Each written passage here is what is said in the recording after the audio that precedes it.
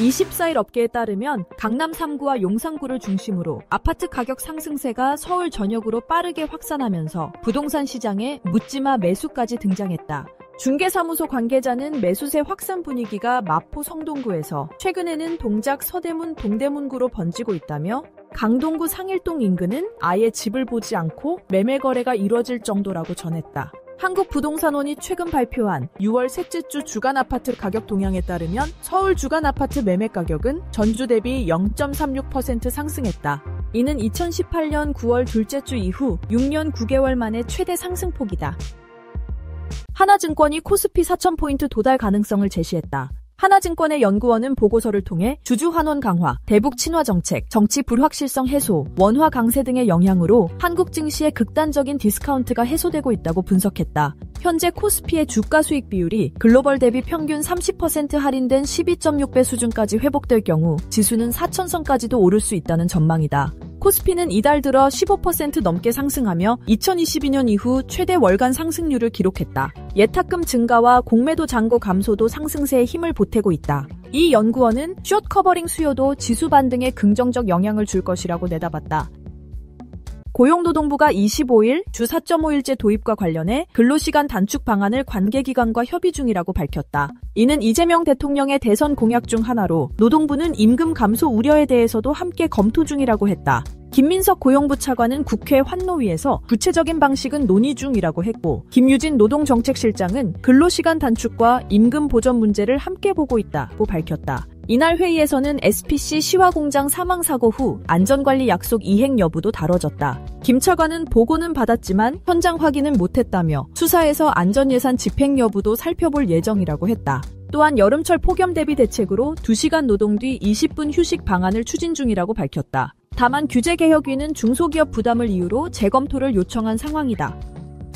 지난해 SK그룹이 근소한 차이로 삼성을 제치고 국내 그룹 전체 영업이익 1위에 올랐다. 작년 SK그룹의 영업이익은 27조 1385억 원으로 삼성그룹보다 0.4% 앞섰다. SK하이닉스의 실적이 결정적이었다. 작년 SK하이닉스는 21조 3314억 원의 영업이익을 기록해 삼성전자보다 약 9조 원 많았다. 순이익 증가율도 두드러졌다. 2023년 6,582억 원에서 2024년 18조 3,595억 원으로 2,689.1% 급증하며 1위를 차지했다. 카카오뱅크가 원화 스테이블 코인 시장 선점을 위한 포석을 두고 있다. 25일 금융권에 따르면 카카오뱅크는 BKRW, KRWB 등 4개의 스테이블 코인 관련 상표를 총 12건 출원했다. 특허청에 등록된 분류는 암호화폐 소프트웨어, 금융거래, 채굴업 등이다. 카카오뱅크 측은 시장 움직임에 선제적으로 대응하기 위한 조치라고 설명했다. 카카오페이도 유사한 방식으로 18건의 상표권을 출원하며 본격적 진입을 예고했다. 국회에서는 원화 기반 스테이블 코인을 허용하는 디지털 자산 기본법이 발의된 상황이다. 제도화가 가시화되자 카카오 관련주는 급등세를 보였다. 이달 들어 카카오뱅크는 57%, 카카오페이는 143% 상승했다. 이재명 대통령이 언급한 5천 시대가 현실화될 수 있다는 기대감이 커지고 있다. 시장에서는 내년 상반기까지 코스피가 3,600선에 도달할 수 있다는 전망도 나왔다. 외국계 투자은행 JP모건은 3,500까지 상승할 가능성을 제시했다. JP모건이 제시한 근거 중 하나는 새 정부가 추진하는 상법 개정이다. 개정안의 핵심은 주주 권리 강화로 회사 이사의 충실 의무 대상에 회사뿐 아니라 주주를 포함시키는 내용이다. 이 개정안은 쪼개기 상장 관행을 제약할 수 있다는 점에서 주목된다. 그동안 핵심 사업을 분할 상장하면서 모 회사의 주가가 하락하고 주주의 이익이 침해되는 일이 잦았지만 개정안이 통과되면 이런 행위가 어려워진다. 다만 경제 전망이 낙관적이지만은 않다. 한국은행은 올해 성장률 전망치를 1.5%에서 0.8%로 크게 낮췄고 수출 부진과 글로벌 경기 둔화가 기업 실적에 부담으로 작용하고 있다. 특히 코스피 대장주인 삼성전자 등 주요 기업의 실적 회복이 중요하며 미국과의 관세 협상 역시 시장의 주요 변수로 작용할 전망이다. 트럼프 대통령의 중재로 이란과 이스라엘 간 전면적인 휴전이 24일 0시부터 발효되면서 12일간 이어진 중동 최대 무력 충돌 사태가 일단락되는 모습이다. 이날 양국 간 휴전이 시작한 직후 양측의 초기 위반 행위에 대해 강하게 질책했으며 특히 우방국인 이스라엘의 보복 공습에 이제 그만 진정하라고 공개적으로 경고했다. 이스라엘 총리실은 테헤란 인근 레이더 기지를 타격한 사실을 인정했으며 이는 이란이 휴전 발효 이후 미사일을 발사한 데 대한 대응이라고 주장했다. 다만 트럼프 대통령과 베냐민 네타냐후 이스라엘 총리 간 통화 이후 추가 공습은 자제하기로 결정했다고 밝혔다. 이번 휴전은 미국이 중재하고 카타르가 실무적 합의를 이끌어내며 성사된 것으로 전해졌다.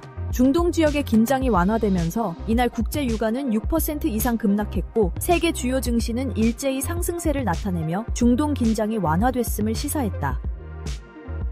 한국 증시의 MSCI 선진국 지수 편입이 또다시 무산됐다. 관찰 대상국 등재에도 실패하면서 현재 신흥시장 지위는 그대로 유지된다. MSCI는 24일 연례 시장 분류 발표를 통해 한국 증시에 변경 사항이 없다고 밝혔다. MSCI는 한국 시장의 규제 변화 위험과 운영 부담에 대한 투자자 우려가 여전하다고 지적했다. 특히 외환시장 개방, 투자자 등록, 계정 설정, 청산 결제 등 여러 항목에서 개선이 필요하다는 평가가 유지됐다.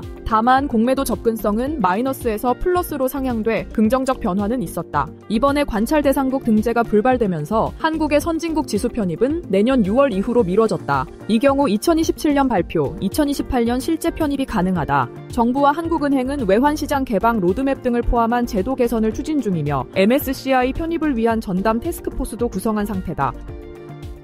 콜마그룹 경영권 분쟁이 본격화됐다. 창업주 윤동환 회장이 장남 윤상현 부회장을 상대로 콜마홀딩스 주식 230만 주 반환 소송을 제기하며 재판부가 심리에 착수했다. 핵심 쟁점은 해당 증여가 부담부 증여였는지 여부로 조건 위반이 인정되면 반환 가능성이 있다. 윤 회장은 장남이 딸 윤여원 대표의 경영에 개입했다며 경영 합의를 깼다고 주장하고 윤 부회장 측은 경영권과 증여는 별개라고 맞서고 있다. 이번 소송은 단순한 가족 분쟁을 넘어 그룹 전체 승계 구조에 중대한 영향을 미친다. 윤 회장 부녀 지분 합계는 16.21%로 열세지만 소송에서 승소하면 29.03%로 높아져 윤 부회장 측을 앞지르게 된다. 반면 윤 부회장이 이기면 분쟁은 사실상 종결된다. 경영권을 둘러싼 내홍은 외부 투자자 지분 개입까지 얽히며 장기화 조짐을 보이고 있다. 도널드 트럼프 미국 대통령이 이란과의 전쟁 휴전 직후 중국의 이란산 석유 수입을 허용하는 듯한 발언을 내놓아 논란이 일고 있다. 그는 24일 트루스 소셜에 이제 중국은 이란산 석유를 계속 구매할 수 있다고 언급하며 사실상 제재 완화 가능성을 시사했다. 이 발언은 그간 이란의 원유 수출을 차단해온 미국의 기존 제재 정책을 뒤집는 것으로 해석될 수 있어 백악관과 국무부는 즉각적인 정책 변화는 아니다라며 진화에 나섰다. 하지만 전문가들은 트럼프 대통령이 직접 제재를 완화하려면 재무부 허가, 국무부 면제 요청, 의회 통보 등 복잡한 절차가 필요하다고 설명했다. 향후 이란 핵 협상과도 맞물려 제재 완화 여부가 국제 정치의 주요 변수로 떠오르고 있다. 올해 상반기 골드바 판매량이 지난해보다 약 2배 증가한 것으로 나타났다. 한국조폐공사가 박홍근 더불어민주당 의원실에 제출한 자료에 따르면 2024년 상반기 골드바 판매량은 322.5kg으로 전년 동기 대비 약 95% 급증했다. 특히 수요 폭증으로 인해 지난 2월 중순부터 판매를 일시 중단했으나 4월 재개 이후에도 수요는 지속되는 중이다. 중동 지역 지정학적 불안과 더불어 달러 약세에 대한 해지 수요까지 겹치며 안전자산인 금에 대한 관심이 커진 것이 주요 배경으로 분석된다. 실제 국제금 선물 가격은 온스당 3,300달러 선에서 고점을 유지 중이다. 조폐공사는 소량 판매 중심으로 공급을 재개한 가운데 국내 소비자들의 안전자산 선호가 여전히 강한 것으로 풀이된다.